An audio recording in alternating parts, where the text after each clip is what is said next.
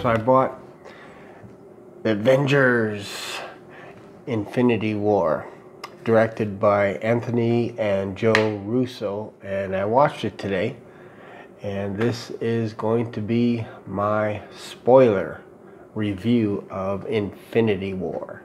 So you have been warned. Avengers Infinity War, or as I like to call it, Thanos, the movie, which is really what the whole movie is about, Thanos and the hero's journey, if you will. What separates this movie from a lot of the other superhero type movies is, well, two things. It's action packed, obviously. It's got so many superheroes in it, it'll make your head spin. But it actually has a pretty simple story.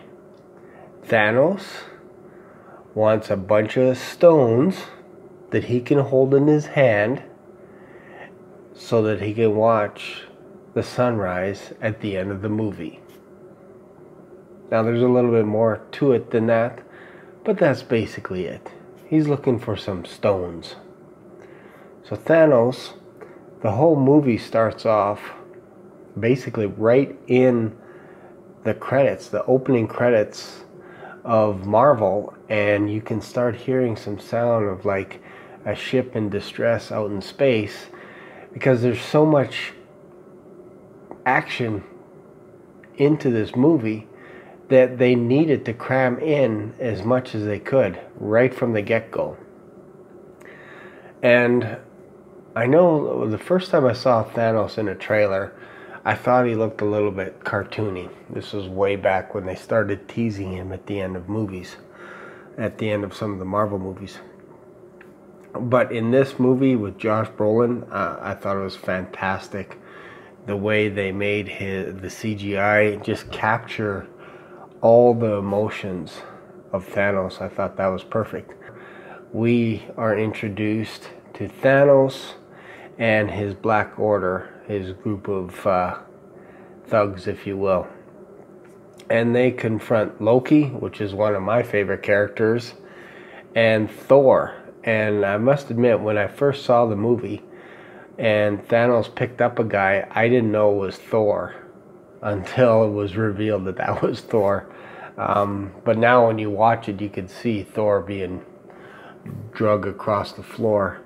When Thanos killed Loki, I was shocked, and I don't think he's going to be back. I think he's done. So I was a bit surprised at that. I thought it was great. Not because Loki died, he's a fantastic character, but I like it when you see almost like a complete arc with a character.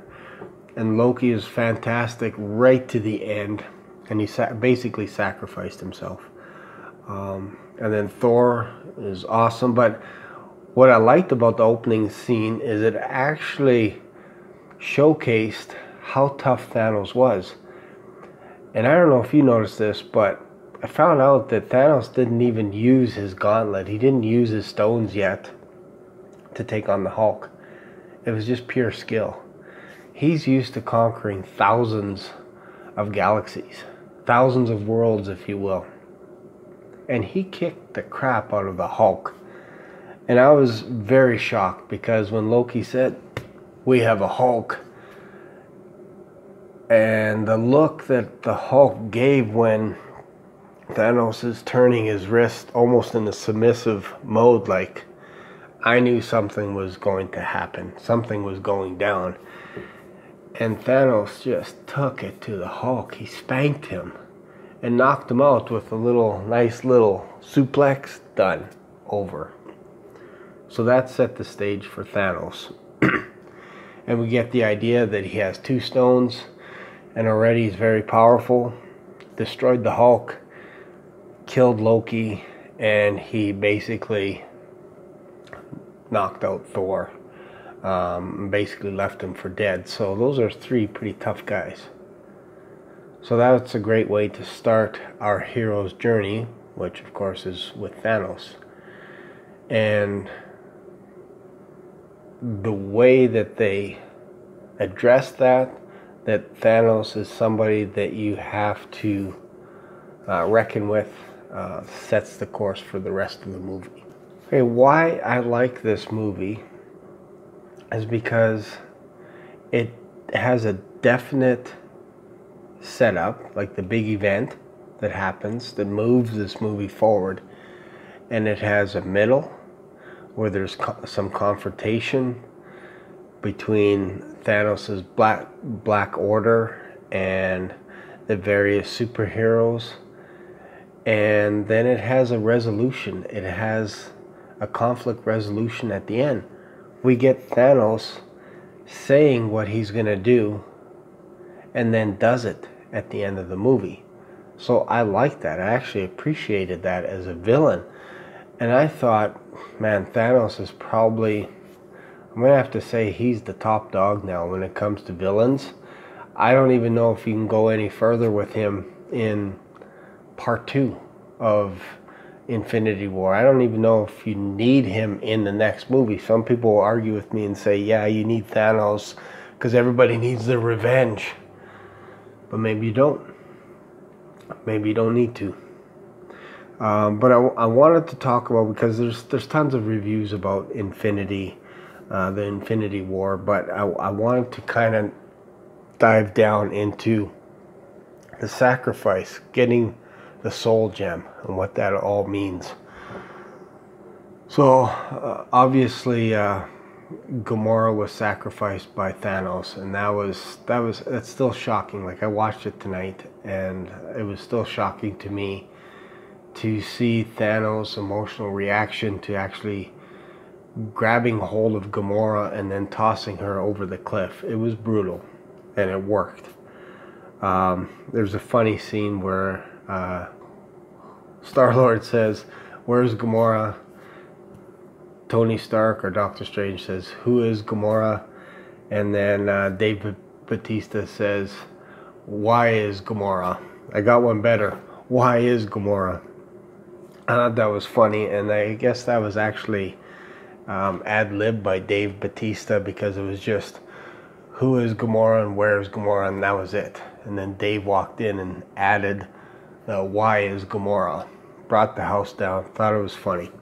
But speaking of Gamora and the whole sacrifice scene, that was very powerful.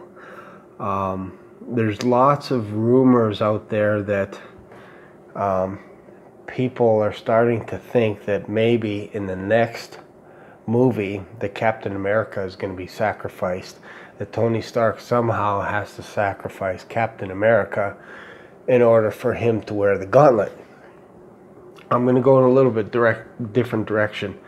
I would agree with that. I think Tony Stark eventually is going to wear the gauntlet, because Doctor Strange saved him, and there was only one resolution, one way to win this whole thing out of millions of options.